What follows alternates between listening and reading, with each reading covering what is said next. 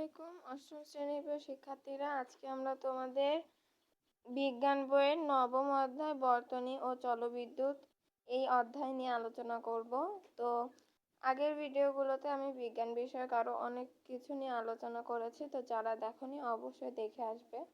তো চলো কথা না বাড়িয়ে ভিডিওটি শুরু করা যাক। তো এখানে আমরা নবম অধ্যায় বর্তনী ও জলবিদ্যুৎ। তো এখানে কি বলা হয়েছে, আমরা জানি পরমাণু নিউক্লিয়াসের বাইরে ইলেকট্রন সমূহ বিন্যস্ত আছে। অর্থাৎ যে পরমাণু, সেই পরমাণুর যে নিউক্লিয়াস আছে, সেই নিউক্লিয়াসের বাইরে ইলেকট্রন সমূহ বিন্যস্ত থাকে। কিছু কিছু পদার্থের পরমাণুর সর্ববহিস্থ স্তরে ইলেকট্রনগুলো নিউক্লিয়াসের সাথে দুর্বলভাবে যুক্ত থাকে। অর্থাৎ কিছু কিছু আবার পদার্থের যে পরমাণু আছে সেগুলো সর্ববহিঃস্তরে অর্থাৎ বাইরের সব স্তরে ইলেকট্রন আছে যেগুলো, সেই ইলেকট্রনের মাধ্যমে নিউক্লিয়াসের সাথে অর্থাৎ ইলেকট্রন আছে যেগুলো, সেই ইলেকট্রনগুলো নিউক্লিয়াসের সাথে কি দুর্বলভাবে যুক্ত থাকে। তারপরে কি আছে, এ সকল পদার্থে ইলেকট্রন সমূহ সহজে চলাচল করতে পারে এবং এদেরকে পরিবাহী বলে। অর্থাৎ এখানে কি বলা হয়েছে, এখানে বলা হয়েছে এই যে দুর্বলভাবে যুক্ত থাকে, এই যে দুর্বলভাবে যুক্ত থাকে এ সকল পদার্থের ইলেকট্রন সমূহ, এবার এই যে সকল এই যে পদার্থের ইলেকট্রন আছে, এই ইলেকট্রন সমূহ চলাচল করতে পারে এবং এদেরকে পরিবাহী বলে। তো পরিবাহী কাকে বলে, পরিবাহীর সংজ্ঞা হলো এটা। তো যেগুলোর মধ্যে ইলেকট্রন মুক্তভাবে চলাচল করতে পারে তাকেই মূলত পরিবাহী বলে। তো তারপরে কি আছে, বিদ্যুৎ প্রবাহ হলো মূলত ইলেকট্রনের প্রবাহ, অর্থাৎ যে বিদ্যুৎ যে প্রবাহটায় ওটাও কিন্তু ইলেকট্রনের প্রবাহ। তারপরে কি আছে, পরিবাহী পদার্থের একটি আবদ্ধ পথ যেখানে ইলেকট্রন চলাচল করতে পারে তাই বিদ্যুৎ বর্তনী।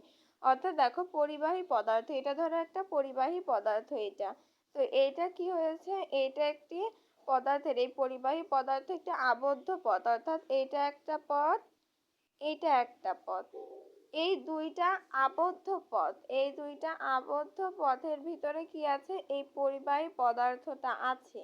এই পদার্থটা এই আবদ্ধ পথ দিয়ে যখন ইলেকট্রন চলাচল করে, অর্থাৎ এই আবদ্ধ পথ দিয়ে যখন এটা চলাচল করবে, এই চলাচল করার পর যেটা হবে তাকেই আমরা বৈদ্যুতিক বর্তনী বলি।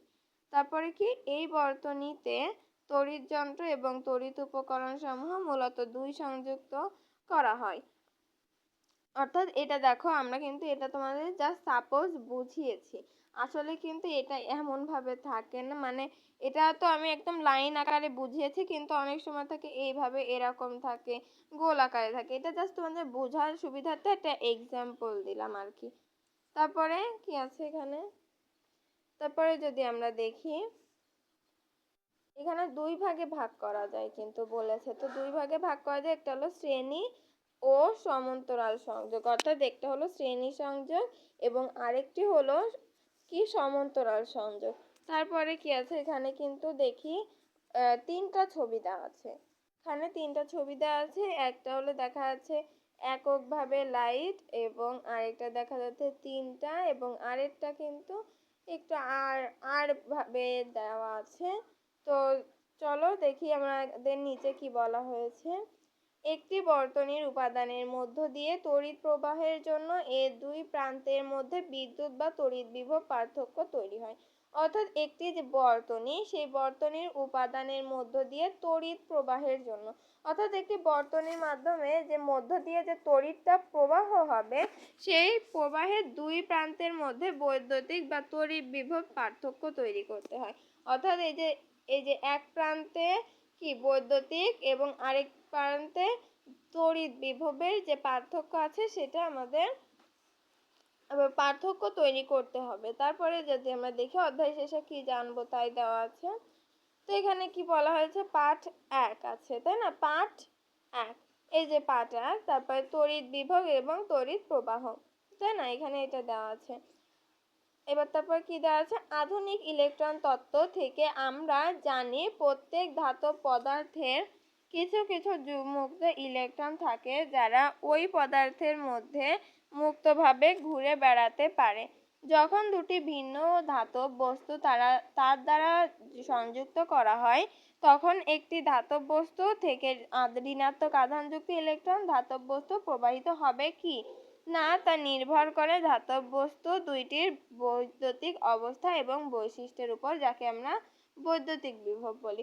অর্থাৎ এই প্রক্রিয়াটা নির্ভর করবে কিসের উপর? বৈদ্যুতিক অবস্থা বা বৈশিষ্ট্যের উপর এই প্রক্রিয়াটা নির্ভর করবে, তাই না? তো তারপরে যদি আমরা দেখি, ইলেকট্রনের এই প্রবাহের জন্য দুইটি ধাতব বস্তুর মধ্যে বিভবের পার্থক্য থাকা আবশ্যক। যতক্ষণ পর্যন্ত ধাতব বস্তু দুইটির মধ্যে বিভব পার্থক্য বর্তমান থাকে ততক্ষণ পর্যন্ত ইলেকট্রনের এই প্রবাহ চলে।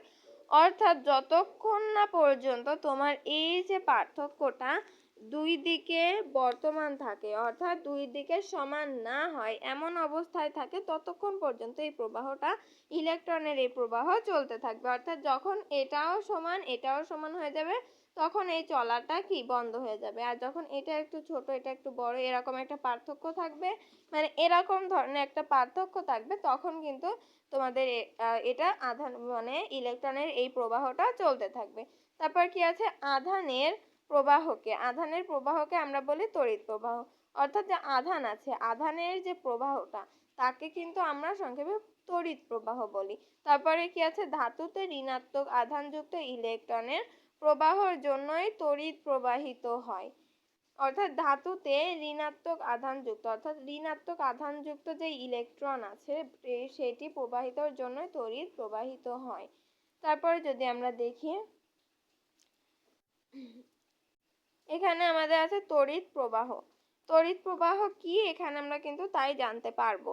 তো তড়িৎ প্রবাহ কোনো পরিবাহী যে কোনো প্রস্থচ্ছেদের মধ্য দিয়ে একক সময়ে যে পরিমাণ আধান প্রবাহিত হয় তাই হলো তড়িৎ প্রবাহ। অর্থাৎ একটি পরিবাহী যে কোনো প্রস্থচ্ছেদের মধ্য দিয়ে একক সময়ে অর্থাৎ একই সময়ে যে পরিমাণ আধান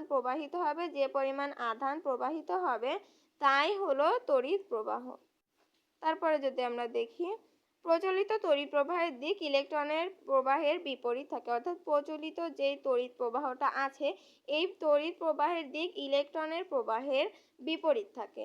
তো তড়িৎ প্রবাহ ইলেকট্রন প্রবাহের বিপরীত দিকে থাকে। তারপর কি আছে? তড়িৎ প্রবাহের একক হলো অ্যাম্পিয়ার। অর্থাৎ তড়িৎ প্রবাহের একক কি? অ্যাম্পিয়ার, যাকে সাধারণত এ দ্বারা প্রকাশ করা হয়। এটা কিন্তু আমরা অনেকেই জানি।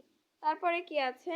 তড়িৎ বিভব আছে। এটা নিয়ে আমরা পরের ভিডিওতে আলোচনা করব। তো আজকের ভিডিওটি এই পর্যন্ত, দেখা হবে পরের ভিডিওতে যদি ভালো লাগে অবশ্যই লাইক, কমেন্ট, শেয়ার এবং সাবস্ক্রাইব করে আমার পাশে থাকবে। ধন্যবাদ সবাইকে। আরেকটা করব।